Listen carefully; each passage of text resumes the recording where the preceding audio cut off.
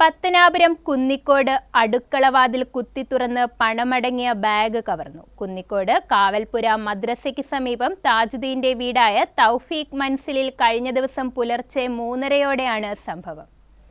കുന്നിക്കോട് ജമാഅത്തിന്റെ വിവിധ ഇനത്തിലുള്ള പ്രതിമാസ പിരിവുകൾ നടത്തുന്ന താജുദ്ദീൻ കയ്യിൽ കരുതുന്ന ബാഗാണ് കവർന്നത്.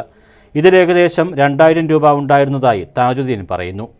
താജുദ്ദീന്റെ ഭാര്യ വെള്ളം കുടിക്കാൻ എഴുന്നേറ്റപ്പോൾ കൊളുത്തുകൾ ഇടാതിരുന്ന ജനൽപ്പാളി മെല്ലെ തുറന്ന് ഒരാൾ ബാഗ് വീടിനകത്തേക്ക് തിരികെ ഇടുന്നത് കണ്ടതോടെ ബഹളം വെച്ചു. അപ്പോഴാണ് അടുക്കളവാതിൽ തുറന്നു കിടക്കുന്നത് കണ്ടത്. പണമെടുത്ത ശേഷം ബാഗ് തിരികെ ഇടുകയായിരുന്നു. നമ്മുടെ വീട്ടിൽ നിന്ന് പിൻവാതിൽ കടന്നു കയറി വലിയൊരു മാരകമായിട്ടുള്ള മട്ടാസ് ഉപയോഗിച്ച് കതകിൻ്റെ പിൻവാതിൽ തുറന്ന് അകത്ത് കയറി ഈ കളക്ഷൻ ബാഗ് മാത്രം ഉദ്ദേശിച്ച് വന്ന കള്ളനാണ്.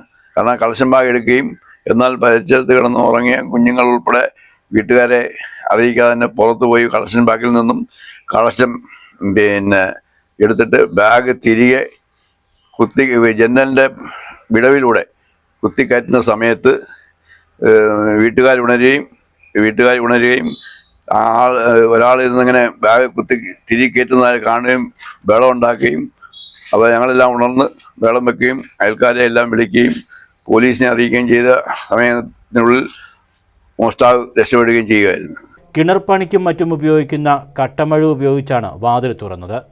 മഴു സംഭവസ്ഥലത്ത് ഉപേക്ഷിക്കപ്പെട്ട നിലയിലാണ്. വലിയ തുക ബാഗിലുണ്ടാകുമെന്ന് അറിയുന്ന വ്യക്തിയാണ് മോഷ്ടാവെന്ന് താജുദ്ദീൻ പറയുന്നു. കഴിഞ്ഞ ദിവസം കൂടുതൽ പണം ലഭിച്ചെങ്കിലും അത് ബാങ്കിൽ നിക്ഷേപിച്ചിരുന്നു. വീടിനകത്ത് ഉറങ്ങിക്കിടന്ന 3 കുട്ടികളുടെ ദേഹത്ത് അത്യാവശ്യം ആഭരണങ്ങൾ ഉണ്ടായിരുന്നുവെങ്കിലും ബാഗ് മാത്രമാണ് മോഷ്ടാവ് ലക്ഷ്യമിട്ടത്. പുലർച്ചെ തന്നെ സ്ഥലത്ത് എത്തിയ കുന്നിക്കോട് പോലീസ് അന്വേഷണം ആരംഭിച്ചു. പ്രദേശത്തെ സുരക്ഷാ ക്യാമറകളും പോലീസ് പരിശോധിക്കുന്നുണ്ട്. News bureau, Pathanapuram.